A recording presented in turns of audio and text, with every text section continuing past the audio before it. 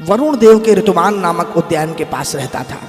और वो गज इतना शक्तिशाली था कि उसके संरक्षण में जो कमजोर जीव थे ना, हिरण, खरगोश आदि, वो स्वच्छंदता से घूमते थे। और बड़े बड़े सिंह आदि जो हिंसक जीव थे वो उससे भयभीत रहते थे। बड़े बड़े गज भी उसके सामने नहीं फटकते थे। एक बार की बात है कि वो गज समस्त हथनियों को लेकर के, और वहीं ऋतुमान जो उद्यान था वहाँ एक बड़ा सुंदर सरोवर था, वहाँ जाके स्नान करने गया।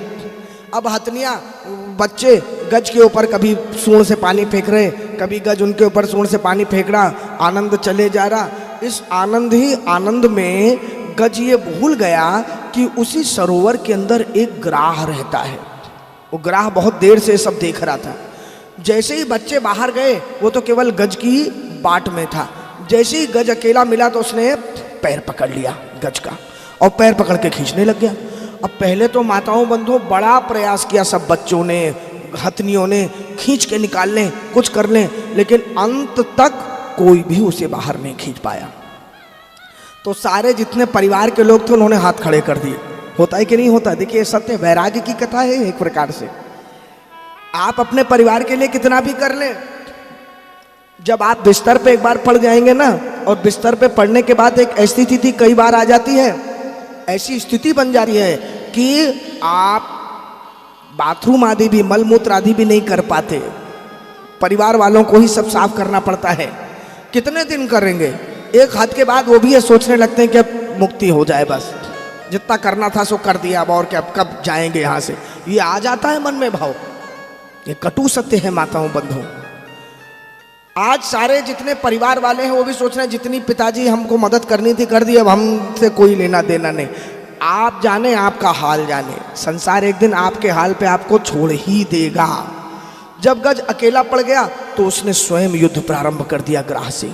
और वो युद्ध इतना विचित्र युद्ध था कि 1000 वर्ष तक युद्ध चला। समस्त देवता ऊपर आ गए उस युद्ध का दर्शन करने, ये हो क्या रहा है।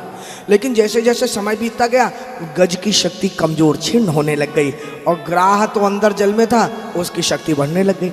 अरे भाई, एक बात समझ लीजिए, मगरमच्छ ही जल का राजा है। हम लोग कहते हैं ना, पानी में रह के मगरमच्छ से बैर नहीं करना चाहिए। हाथी बाहर ताकतवर होगा, जल के अंदर तो मगर से ताकतवर और कोई नहीं। जब उसने खींचना प्रारंभ कर दिया, एक समय आया माताओं बंधुओं, गज समझ गया कि अब मेरे बस की बात नहीं, मैं नहीं अपने प्राण बचा पाऊंगा। और देखिए, यही पुरुषार्थ जब व्यक्ति त्याग देता है ना, तब कृपा प्रारंभ होती है। गज ने सोचा अब परमात्मा जाने, और गज ने युद्ध करना बंद किया। वहीं एक कमल पुष्प था, उस कमल पुष्प को उठाया, उठा के परमात्मा को पुकारा कि प्रभु अब आप जानो, अगर प्राण लेने हो तो आप ले लो, अगर बचाने हो तो बचा लो। हाथ जोड़ के बोलता है, प्रभु ओम नमो भगवते तस्मै यत् एतच्चिदात्मकं पुरुषायाद्विबीजाय परेशायाभिधीमहि। हे प्रभु, इस संसार के जगत के आधार आप ही हो, इस जगत के मूल ही आप हो, सारे प्राणियों में पुरुष तत्व के रूप में विराजमान रहने वाले आप ही हैं प्रभु। यस्मिन्निदं यतश्चेदं येनेदं या इदं स्वयं यो अस्मात् परमाच परस्तं प्रपद्ये स्वयं भुवम्। प्रभु, जब इस संसार में कुछ नहीं था तब भी आप थे, जब कुछ नहीं रहेगा तब भी आप ही विराजमान रहेंगे। प्रभु, मैं तो आज आपकी शरण में आया हूँ। सारे परिवार ने मेरे को त्याग दिया प्रभु, यहाँ तक कि मेरा शरीर भी अब मेरा साथ देना छोड़ रहा है। अब कोई भी ऐसा नहीं है जो मुझे बचा पाए।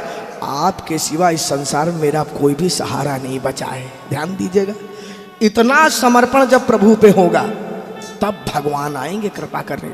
छोटी सा स्मरण मुझे आता है माताओं बंधुओं, ध्यान दीजिएगा।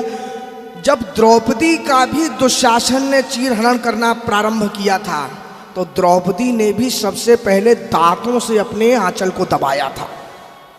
पतियों ने कुछ नहीं किया तो दांतों से आंचल को दबाया, और दबा करके कोशिश की कि मैं जीत जाऊंगी। लेकिन दुशासन का 10,000 हाथियों का बल था। अंत में समझ गई नहीं जीत पाऊंगी, तो क्या किया, अंत में दांतों से आंचल को भी छोड़ दिया। और छोड़ के मुझे स्मरण आता है, केवल एक पद सुनाऊंगा। उसने जो डांटा है दुशासन को और कहा है, दुशासन कोई कसर ना रह जाए तेरे खींचने में। आज तू तेरा बल लगा ले और मेरे प्रभु मेरा बल देखें, मैं प्रभु का बल देखूंगी आज। और वही चंद्रशेखर मिश्र जी ने इस पद को भी लिखा, डांटते हुए कहती है दुशासन को। एक पद फिर चर्चा आगे होगी कि खींच दुशासन जोर लगाई के, बहुत जोर लगा ना, टेर हमार जो सुनी पई है, भौजी की गोद में हुई है तब विश्वास हमें हरि नाही भूलई है। टेर सुरेना अबेर लगे, रहिया में कतौ थिर ना रही पई है। और नार नदी बन डाकत रे, बन के हिरना बिरना चली आई है। माने जैसे हिरन दौड़ता है ना, तान सुन के मेरा भाई दौड़ेगा, मुझे विश्वास है इस बात का, खींच तो तेरा बल लगा। आज माताओं बंधुओं बिल्कुल वही स्थिति गज के साथ है। उसने कहा ग्राह लगा तेरा, तुझे जितना बल लगाना है, मैं मेरे प्रभु के बल पे आज पुकार लगा रहा हूँ। और गज ने पुकार लगाना प्रारंभ की, प्रभु केवल आपका सहारा है। भगवान दौड़े और गरुड़ भगवान पे बैठ करके भगवान निकलते हैं। आपने वो दृश्य देखा होगा कि भगवान गरुड़ जी से भी आगे की ओर कूद रहे होते हैं और उनसे भी आगे उनका सुदर्शन चक्र चल रहा होता है। अर्थात भगवान को इतनी आतुरता है कि गरुड़ को विलंब हो जाए तो मैं कूद के आगे चला जाऊं, और मान लो मुझे भी विलंब हो गया तो हे सुदर्शन चक्र, मुझसे पहले जाके तू मेरे भक्त की रक्षा करना। सुदर्शन चक्र ने जाकर के पहले ग्राह की धड़ अलग की, गर्दन अलग की। ग्राह का मोक्ष हो गया, उद्धार हो गया। देवताओं ने पूछा प्रभु देखो वो तो कष्ट दे रहा था, उसका उद्धार आपने कर दिया। भगवान ने कहा भाई वो मेरे भक्त के चरण पकड़े हुए था, इसलिए उसका उद्धार तो पहले आवश्यक था। ग्राह कोई और नहीं, हुहु नामक एक गंधर्व था जो देवल ऋषि जी के श्राप से और इस प्रकार से ग्राह बन गया था।